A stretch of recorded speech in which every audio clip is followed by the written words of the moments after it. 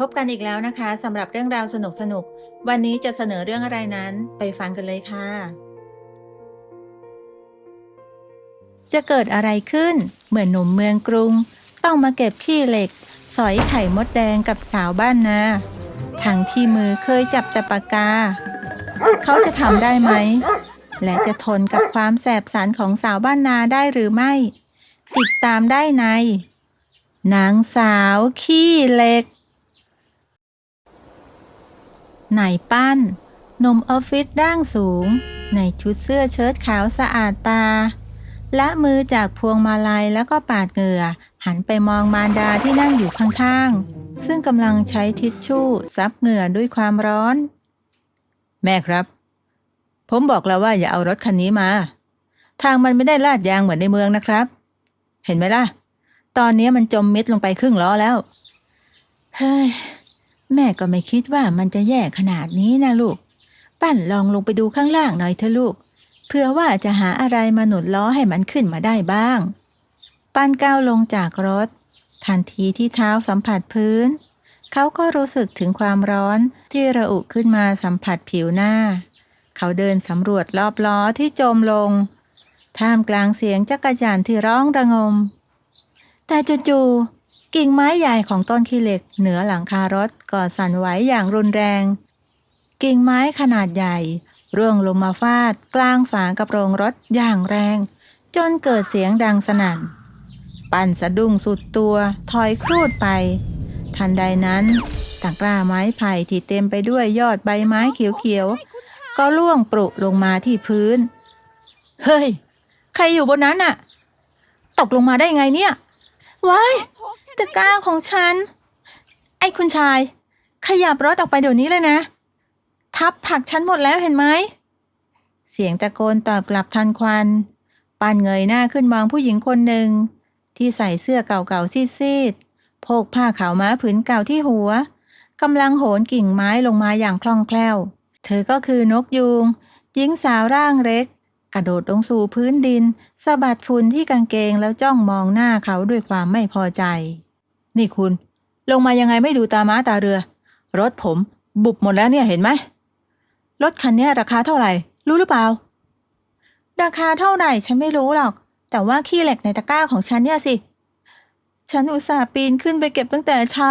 จะเอาไปแกงถวายพระสักหน่อยคุณนั่นแหละขับรถภาษาอะไรมาจอดขวางทางคนอื่นแบบเนี้ยแถมยังทำผักฉันช้ำไปหมดแล้วเนี่ยเห็นไหมผมไม่ได้จอดขวางดูนั่นสิรถผมติดลมแหกตาดูซะบ้างแทนที่จะถามว่าเป็นอะไรบ้างไหมกลับมาด่าผมชอดนกยูงเดินไปดูที่ล้อรถแล้วก็หัวเราะในลำคอพลางสายหัว เห็นชัดเลยนะว่าขับรถไม่เป็นเจอหลุมทรายแค่เนี้ยก็ไปไม่เป็นซะละสงสัยว่าตอนเรียนน่ะเขาไม่ได้สอนวิธีขับรถบนดินแดงละมั้งขยับไปหน่อยฉันจะเก็บตะกร้าผักของฉันปันอ้าปากค้างกำลังจะเถียงต่อแต่แม่ของเขาก็ก้าวลงมาพร้อมรอยยิ้มทำให้นกยูงยอมอ่อนท่าทีลงและอาสาพาเดินไปที่วัดป่าซึ่งอยู่ไม่ไกลนักทิ้งให้ปั้นต้องเดินคอตกตามหลังคุณแม่และยายตัวแสบที่เดินสะบัดบ๊อบนำหน้าอย่างคล่องแคล่วเมื่อถึงวัดป่าเรื่องราวกลับยุ่งยากขึ้นไปเมื่อห้องพักของวัดเต็มหมดหลวงพ่อเจ้าอาวาสจึงฝากฝังให้สองแม่ลูกไปพักชั่วคราวที่บ้านของนกยูงหลวงพ่อเจ้าคะบ้านหนูมันเล็กเข้ารูหนูไม่มีแอร์ไม่มีอาหารดีๆจะให้คุณชายเขาอยู่ได้ยังไงกันคะเอานะถือว่าช่วยอาตมาเถอะบ้านเองก็กว้างขวางเล็กที่ไหนกันแล้วใต้ถุนก็ลมโชยดีให้โยมเขาพักชั่วคราวเถอะระหว่างรอคนมาลากรถไปซ่อมปันพยายามค้านแต่เมื่อรู้ว่าโรงแรมที่ใกล้ที่สุดอยู่ห่างออกไปหลาย10 กิโลเมตรและเขาก็ไม่มีพาหนะอื่นเขาจึงต้องจำใจเดินตามนกยูงมุ่งหน้าไปยังบ้านใต้ถุนสูงริมทุ่งนาที่นี่แหละจ้ะบ้านของฉันที่พักของคุณส่วนคุณป้านอนข้างบนกับหนูนะคะส่วนคุณถ้าอยากอาบน้ำก็เดินไปที่ตุ่มหลังบ้านนะจ๊ะใช้ขันน้ำจ้วงเอาส่วนสบู่ก็อยู่แถวๆนั้นละจ้ะ หาเอาเองนะจ๊ะปั้นมองดูตุ่มดินเผาใบใหญ่หลังบ้านและส้วมซึมแบบเก่าแล้วก็ทำให้เขาอยากจะร้องไห้เขาพยายามหยิบโทรศัพท์ขึ้นมาเช็คสัญญาณแต่นอกจากความร้อนที่ทำเครื่องแทบค้างแล้วหน้าจอก็ยังขึ้นว่าไม่มีสัญญาณเลยสักขีดเดียวหาคลื่นเหรอจ๊ะโน่นต้องปีนขึ้นไปบนยอดขี้เหล็กหน้าบ้านโน่นถึงจะมีสัญญาณสักขีดหนึ่งอยากลองปีนดูไหมล่ะเดี๋ยวฉันจะสอนท่าลิงให้ฟรีๆไม่คิดตังค์นกยูงยักคิ้วให้1 ทีแล้วสะบัดหน้าเดินขึ้นบ้านไปทิ้งให้ในป้านยืนเหงื่อท่วมตัวท่ามกลางเสียงรีดริ่งเรไรร้องซ้ำเติมความซวยหน้าร้อนปีนี้เขาเริ่มรู้สึกแล้วว่าชีวิตเขาจะต้องเจอเรื่องขมๆยิ่งกว่าใบขี้เหล็กแน่นอนเช้าวันต่อมาปั้นก็ขยับตัวบนเสื่อเขาแทบจะลุกไม่ขึ้นเพราะปวดไปทั้งตัวกลิ่นไอของข้าวสวยลอยมาบนบ้านพร้อมกับเสียงโขกพริกดังโป๊กโป๊กปลุกให้เขาจำใจต้องลุกขึ้นจากที่นอนปั้นเดินงัวเงียไปหลังบ้านเห็นนกยูงอยู่ในชุดกางเกงชาวเลขายาวเสื้อยืดมัดย้อมกำลังเตรียมอุปกรณ์ประหลาดที่เป็นไม้ไผ่ลำยาวผูกกับตะกร้าไว้ที่ปลายตื่นไวจังนะจ๊ะคุณชายนึกว่าจะนอนกินบ้านกินเมืองสิอีกวันนี้แม่คุณสั่งไว้ตั้งแต่เช้าว่าอยากกินแกงส้มไข่มดแดงฝีมือฉันแต่ว่าวัตถุดิบมันอยู่บนต้นไม้นู่นป่ามะม่วงท้ายทุ่งนู่นน่ะเตรียมตัวให้พร้อมนะเพราะคุณจะต้องสอยไข่มดแดงทั้งคู่เดินลัดเลาะผ่านคันนาที่แห้งแล้งแดดตอน9 โมงเช้าเริ่มร้อนขึ้นเรื่อยๆเหงื่อของปั้นไหลอาบแก้มเสื้อเชิ้ตของเขาเปียกชุ่มไปหมดนี่คุณมันไม่มีวิธีอื่นที่ง่ายกว่านี้แล้วเหรอเช่นซื้อเอาที่ตลาดน่ะผมจ่ายเองก็ได้นะทองคำหน้าแล้งนะจ๊ะคุณป้านซื้อกินมันง่ายแต่มันไม่ภูมิใจหรอกดูโน่นเห็นรังสีขาวๆบนยอดมะม่วงนั้นไหมนั่นแหละเป้าหมายของเราล่ะวันนี้ฉันจะเป็นคนถือถังรองไข่มดแดงนะส่วนคุณก็มีหน้าที่เอาไม้สอยแยงๆเข้าไปแล้วก็กวนๆนิดหน่อยเพื่อให้ไข่มันล่วงหล่นลงมาในหวดนั่นน่ะเข้าใจไหมนกยูงสั่งการโดยน้ำเสียงเด็ดขาดเธอจัดแจงให้ปั้นยืนประจำที่ใต้ต้นมะม่วงปั้นเงยหน้ามองรังไข่มดแดงที่อยู่สูงเกือบ6 เมตรด้วยความหวาดเสียวเขาพยายามทรงตัวและชูไม้ขึ้นสูงอย่างเก้ๆกังๆพอลำไม้สัมผัสกับรางมดแดงที่ถักทอด้วยใยสีขาวกับใบไม้แห้งๆกองทัพมดแดงก็เริ่มวิ่งพล่านออกมาปกป้องรังของมันแยงเข้าไปเลยแล้วหมุนให้แรงๆนะอย่ามัวแต่เกรงใจมดไม่งั้นไม่ได้กินหรอกปั้นหลับตาปีแล้วก็ออกแรงเหวี่ยงไม้ไผ่ไปตามคำสั่งหลังมดแดงฉีกขาดกระจุยแต่แทนที่ไข่จะร่วงลงใส่หวดลมฤดูร้อนดันเปลี่ยนทิศกระทันหันพัดเอาเศษรังและกองทัพมดแดงนับ100 ตัวร่วงกลาวลงมาใส่ตัวปั้นเต็มโอ้ยมดกัดผมแล้วเห็นไหมเนี่ยอุ้ยแสบไปหมดเลยปั้นร้องลั่นพางเต้นระบำปัดมดออกจากเสื้อและกางเกงนกยูงเห็นท่าไม่ดีรีบวางถังน้ำแล้วก็หักกิ่งไม้มาช่วยปัดให้เขาอย่างพลวันท่ามกลางเสียงโวยวายของคุณปั้นที่ตอนนี้ลืมมาดนักธุรกิจไปเสียแล้วอยู่นิ่งๆดิยิ่งดิ้นมันก็ยิ่งกัดรู้ไหมมาใกล้ๆฉันจะปัดออกให้หมดในจังหวะที่นกยูงพยายามจะช่วยปัดมดแดงออกจากใบหน้าของเขาทั้งคู่ก็ขยับใบหน้าเข้ามาชิดกันปั้นชะงักไปครู่หนึ่งเมื่อได้กลิ่นหอมอ่อนๆของแป้งร่ำที่ติดตัวของสาวบ้านป่าท่ามกลางความวุ่นวายนกยูงเองก็ชะงักไปเล็กน้อยเมื่อสบตาเข้มในระยะประชิดก่อนจะรีบผละออกมาเบาๆเมื่อเห็นว่ามดออกไปจากตัวเขาหมดแล้วหน้าแดงเชียวนะคุณชายสงสัยจะแพ้พิษมดแดงเข้าให้แล้วสิไปแช่น้ำคลองท้ายทุ่งโน่นจะได้หายแสบแล้วก็อย่าลืมขอบคุณมดแดงด้วยล่ะที่ทำให้คุณมีเรื่องเล่าตอนกลับกรุงเทพนกยูงหัวเราะร่าทิ้งให้ปั้นยืนเกาแขนแกก เขาบ่นพึมพำกับตัวเองด้วยความระบมไปทั้งตัวแต่ในใจกลับรู้สึกแปลกๆกับใยตัวแสบบทเรียนแรกของเขานอกจากแดดร้อนที่รุนแรงพิษมดแดงกับรอยยิ้มกวนๆของนกยูงก็น่ากลัวไม่แพ้กันทีเดียวเสียงไก่ป่าขันปลุกให้ในปั้นตื่นขึ้นในตอนเช้าตรู่นกยูงเดินออกมาจากครัวพร้อมกับย่ามใบเกงของเธอและขวดน้ำพลาสติกที่ถูกมัดด้วยเชือกฟางหิ้วแบบพรุงพรังวันนี้เธอไม่มีท่าทีล้อเลียนเหมือนวันก่อนใบหน้าดูจริงจังมากขึ้นเมื่อต้องรับปากแม่ของปันว่าจะพาไปหาผักหวานป่าวัตถุดิบที่หายากที่สุดของหน้าแล้งบนโคกป่าช้าหลังหมู่บ้านผักหวานป่าหน้าแล้งมันไม่ได้หากันง่ายๆนะคุณมันจะแตกยอดอ่อนหลังจากที่มันผลิใบแก่ทิ้งไปแล้วคุณคงไม่เคยกินละมั้งคนกรุงเขาไม่ชอบกินผักพวกนี้หรอกแต่ว่าบ้านนอกบ้านนาขายแพงมากเลยนะคุณมันมีผักหวานบ้านนะแต่ว่ามันไม่อร่อยเท่าผักหวานป่าหรอกแล้วคุณทำไมไม่เอามาปลูกไว้แถวๆบ้านล่ะครับจะได้ไม่ต้องเข้าไปหาในป่าอุ้ยคุณมันไม่ชอบอยู่ในบ้านมันปลูกยากไปได้แล้วปันเดินตามร่างเล็กที่ก้าวฉับเข้าไปในป่าเต็งรังที่แห้งแล้งพื้นป่าเต็มไปด้วยใบไม้แห้งที่ส่งเสียงกรอบแกรบทุกครั้งที่ก้าวเหยียบทั้งสองกวาดตามองหาต้นผักหวานแต่ก็มีเพียงต้นไม้กิ่งที่แห้งๆเหมือนกันหมดคุณนกยูงคุณแน่ใจนะว่าในป่าเนี้ยมันจะมีผักหวานให้เรากินผมว่ามันมีแต่ไม้แห้งๆนะป่าน่ะมันไม่เคยตายหรอกคุณแต่มันแค่พักผ่อนราวฝนแรกมาเท่านั้นแหละดูนั่นสิต้นนั้นไงพุ่มเล็กๆที่มีกิ่งสีเทานั่นแหละต้นผักหวานป่าของจริงเลยละนกยูงชี้ไปที่ต้นไม้ต้นหนึ่งที่ใบแก่ๆร่วงจนหมดต้นแล้วก็มียอดอ่อนแทงออกมาตามตาไม้ดูอวบอันน่ากินเธอสอนให้เขาใช้มือค่อยๆเด็ดยอดนั้นปั้นลองทำตามอย่างระมัดระวังมันประหลาดดีนะทั้งที่ดินแห้งขนาดเนี้ยแต่มันกลับแตกยอดออกมาได้เขียวขจีเลยเพราะมันอดทนไงล่ะมันเก็บสะสมน้ำไว้ในรากของมันรอจังหวะนี้แหละเหมือนคนเรานั่นแหละยิ่งเจออุปสรรคหนักเท่าไหร่ก็ผ่านไปได้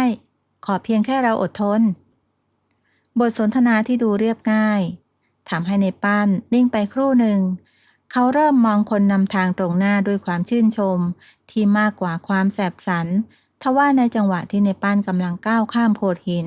เพื่อไปหาต้นผักหวานอีกต้นหนึ่งเขาก็สังเกตเห็นบางอย่างสีเทาลายจางๆขดตัวอยู่บนหินร้อนๆหยุดอย่าขยับนะนกยูงกระชากแขนในปั้นให้ถอยหลังมาอย่างแรงจนเขาล้มลงไปกองกับพื้นปั้นมองเห็นงูเห่าตัวหนึ่งที่มันขดตัวอยู่กำลังชูคอขึ้นแผ่แม่เบี้ยขู่เสียงฟ่อๆนกยูงกันในปั้นไว้ข้างหลังเธอใช้ไม้พลองคู่ใจเคาะลงบนพื้นดินเป็นจังหวะเพื่อกดดันให้งูหลีกทางให้จนกระทั่งมันค่อยๆเลื้อยหายไปในพงหญ้าแห้งๆหน้าแล้งงูมันหิวน้ำมันมักจะมาแอบอยู่ตามซอกหินเย็นๆแบบนี้แหละคุณเกือบเหยียบมันแล้วเห็นไหมปันหน้าซีดมองดูนกยูงที่กำมือเขาไว้แน่นโดยไม่รู้ตัวเขาเห็นความห่วงใยที่แท้จริงในแววตาคู่แสบสันนั้นปั้นบีบมือนกยูงเบาๆเป็นการขอบคุณและเพื่อปลอบโยนความตื่นตระหนกของทั้งคู่ขอบคุณนะที่ช่วยผมไว้ไม่เป็นไรหรอกไปกันเถอะนกยูงรีบปล่อยมือและแซงทำเป็นจัดย่ามเพื่อแก้เขินเธอชวนเขาเดินกลับทางเดิมเพื่อความปลอดภัยโดยที่ในย่ามมีผักหวานป่าเต็มย่ามความพ่ายแพ้ต่อธรรมชาติครั้งแรกสอนให้ปั้นรู้ว่าป่าหน้าแล้งอาจจะดูเงียบเหงาและขมขื่นแต่ถ้ามีคนรู้ใจอยู่ข้างๆแม้แต่ความขมของขี้เหล็กก็อาจจะกลายเป็นรสชาติที่เขาโหยหาที่สุดเมื่อต้องกลับมาอยู่เมืองหลวงที่เต็มไปด้วยแสงสีลมฤดูร้อนเริ่มเปลี่ยนทิศพัดโหมรุนแรงในช่วงหัวค่ำจนยอดต้นขี้เหล็กหน้าบ้านลู่เอ็นและส่งเสียงเสียดสีดังสนั่น จู่ๆไฟนีออนที่ส่องสว่างใต้ถุนบ้านก็กระพริบทีๆก่อนจะดับปุ๊บลงพร้อมกับเสียงหม้อแปลงท้ายหมู่บ้านระเบิดดังเปรี้ยงทั่วทั้งหมู่บ้านตกอยู่ในความมืดนายปั้นนั่งอยู่ใต้ถุนบ้านเพียงลำพังพยายามกดหน้าจอโทรศัพท์มือถือที่แบตเตอรี่เหลือน้อยเต็มทีเพื่อหาคลื่นสัญญาณแต่หน้าจอกลับนิ่งสนิทไร้การตอบสนองแสงไฟสีฟ้าหน้าจอไอโฟนทำได้เพียงส่องให้เห็นใบหน้าที่มีหยดเหงื่อซึมนกยูงเดินลงมาจากบนบ้านพร้อมกับตะเกียงเจ้าพายุที่ส่องแสงสีส้มรำไรเธอวางตะเกียงไว้บนโต๊ะม้าหินอ่อนไกลๆแล้วก็ขยับมานั่งบนเตียงไม้ไผ่ตรงข้ามกับปั้นในมือของเธอมีพัดใบตาลเก่าๆที่หยิบติดมือมาด้วยเลิกกดได้แล้วไฟดับแบบเนี้ยสถานีฐานเขาก็ตัดสัญญาณหมดแล้วละจ้าเสียแรงเปล่าๆมานั่งรับลมตรงนี้ดีกว่าจ้าปานวางโทรศัพท์แล้วก็เดินมาหาเธอแหงนหน้ามองฟ้าที่คืนนี้ดูโปร่งโล่งจนเห็นดาวระยิบหลังจากลมพายุพัดผ่านไป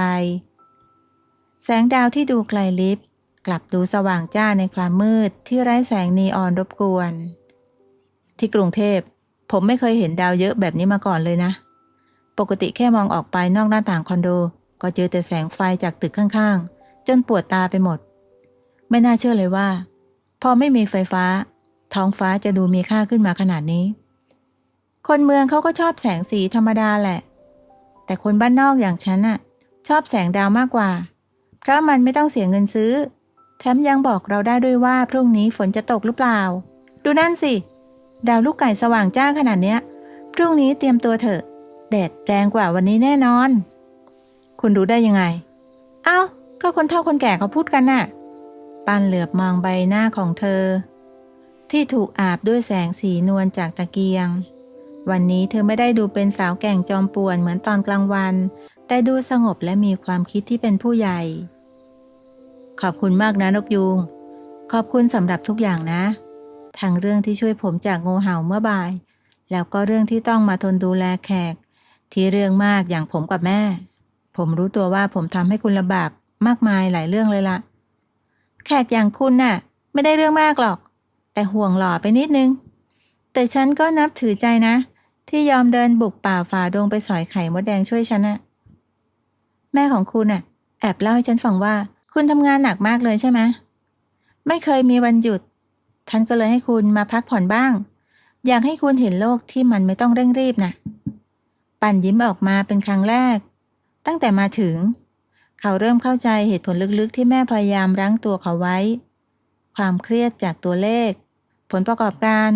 และตารางนัดหมายที่เคยรัดตัวเขาขยับตัวมานั่งใกล้ๆเธอแล้ววางมือแหมะใกล้ๆมือของเธอจนนิ้วแทบจะชิดกันนกยูงถ้าผมกลับไปแล้วผมจะหาผักหวานป่ารสชาติแบบนี้กินได้ที่ไหนอีกผมคงคิดถึงรสชาติของผักหวานป่าคิดถึง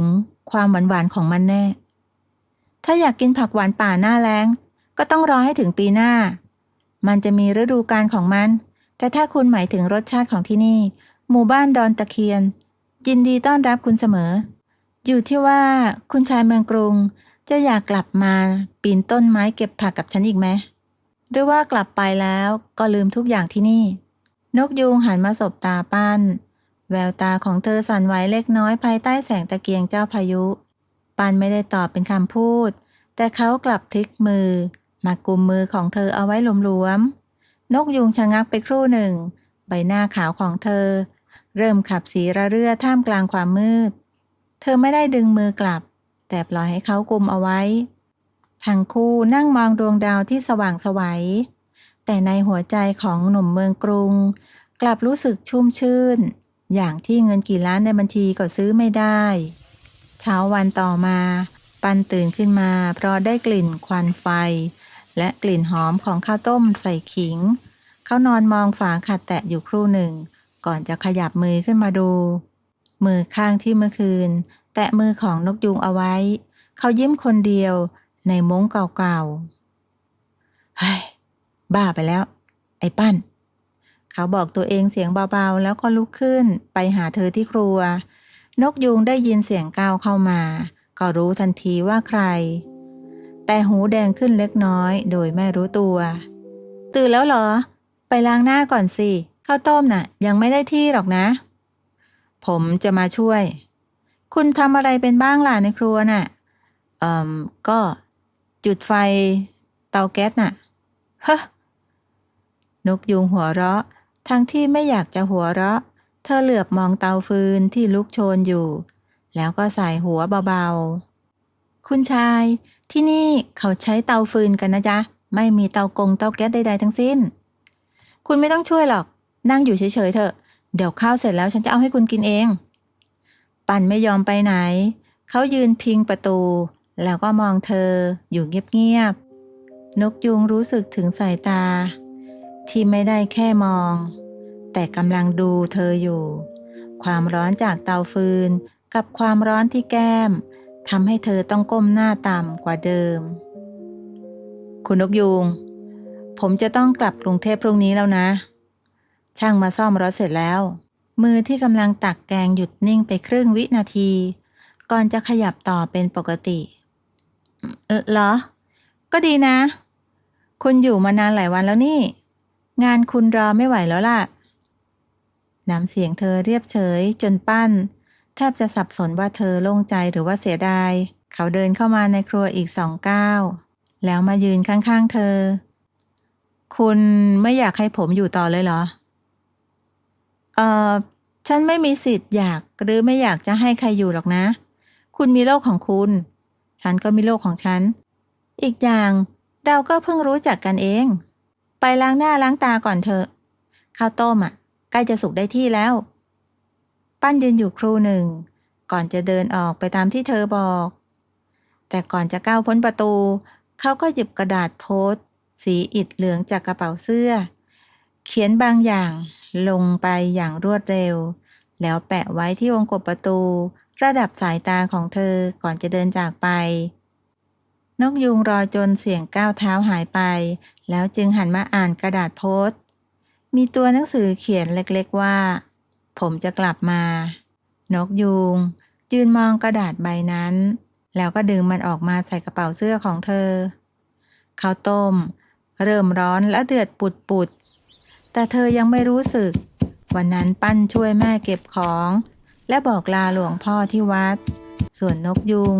ก็พาเดินรอบหมู่บ้านอีกครั้งเธอพาไปดูต้นขี้เหล็กต้นแรกที่เธอเคยปีนตั้งแต่เด็กไปดูบ่อน้ำเก่าที่ยังมีเต่าอาศัยอยู่และไปยืนดูทุ่งนาที่แห้งแล้งรอน้ำฝนเธอเล่าให้ฟังเหมือนมัคคุเทศก์เสียงสดใสเหมือนปกติแต่ปั้นสังเกตว่าเธอไม่ได้ล้อเลียนเขาตกเย็นวันนั้นเมื่อรถยุโรปสีขาวที่ซ่อมเสร็จแล้วมาจอดอยู่หน้าบ้านแม่ของปั้นก็เข้ามาสวมกอดนกยูงพร้อมกับกระซิบบางอย่างที่หูของเธอจนเธอหน้าแดงระเรื่อปั้นจับมือนกยูงสั้นๆมองตาเธอครู่หนึ่งก่อนจะปล่อยแล้วก็ก้าวขึ้นรถไปรถค่อยๆแล่นออกไปบนถนนลูกรังฝุ่นแดงฟุ้งตามหลังนกยูงยืนมองรถคันนั้นจนหายลับตาไปหลายเดือนผ่านไปฤดูฝนก็มาเยือนเสียงฝนฟ้าคะนองเทกระหน่ำลงมาอย่างไม่ขาดสายหมู่บ้านดอนตะเคียนที่เคยร้อนระอุบัดนี้ถูกปกคลุมไปด้วยม่านฝนกลิ่นดินที่ถูกชะล้างหอมคละคลุ้งไปทั่วนกยูงในชุดเสื้อผ้าเก่าๆกำลังก้มหน้าก้มตาใช้จอบขุดดินในทุ่งนาเพื่อเตรียมการไถหว่านอย่างเช่นทุกปีและนึกถึงถนนลูกรังหน้าหมู่บ้านที่ตอนนี้กลายเป็นดินโคลนเละเทะจนรถยนต์ธรรมดาแทบจะวิ่งผ่านไม่ได้เฮ้ยฝนตกลงมาหนักขนาดเนี้ยป่านนี้คงจะนั่งกินกาแฟอยู่ในออฟฟิศสวยๆลืมเรื่องที่รับปากในกระดาษไปหมดแล้วมั้งนกยูงเอ้ยเธอรำพึงรำพันกับตัวเองเสียงเบาๆแข่งกับเสียงฝนพลางถอนหายใจยาวๆในใจยังคงนึกถึงข้อความในกระดาษใบนั้นเธอเริ่มลงมือขุดดินอีกครั้ง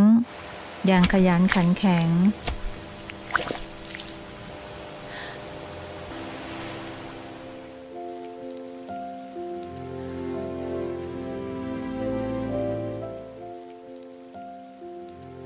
คุณกลับมาแล้ว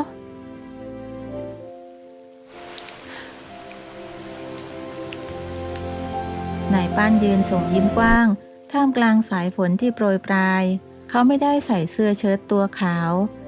แต่ใส่เสื้อยืดแขนยาวสีเข้มเปียกโชกและกางเกงขาสั้นที่เลอะโคลนถึงหัวเข่ารอนานไหมครับคุณนกยูงผมกลับมาตามสัญญาแล้วนะรอบนี้ผมลางานยาวเลยเพื่อจะมาช่วยคุณทำนาโดยเฉพาะเลยนะนกยูงลุกขึ้นพรวดเธอมองชายตรงหน้าที่ยอมทิ้งห้องแอร์กลับมาหาเธอในวันที่ฝนตกหนักและทางเข้าหมู่บ้านก็เดินลำบากแววตาของนกยูงสั่นไหวด้วยความดีใจคุณป้านคุณมาได้ยังไงเนี่ยแล้วนั่นรถคุณไปจอดติดหล่มอยู่ที่ไหนหรือเปล่ารอบนี้ผมเอากระบะโฟร์วิลยกสูงมาเลยคุณจอดอยู่ใต้ต้นขี้เหล็กโน่นแน่รับรองไม่ติดลมแน่นอนปั้นตบกระเป๋าเสื้อที่มีกระดาษแผ่นเดิมซ่อนอยู่นกยูงหัวเราะทั้งน้ำตาพลางรีบใช้มือปาดน้ำตาออกมาถึงก็อวดเก่งเลยนะคุณชายมาถ้าอยากช่วยหยิบจอบอีกด้ามตรงโน้นมาขุดเปิดทางน้ำแถวนี้หน่อยต้องทำให้ตรงด้วยนะถ้าทำไม่ตรงฉันไม่ให้กินแกงขี้เหล็กแน่นอนได้เลยถึงจะขมแค่ไหนผมก็ยอม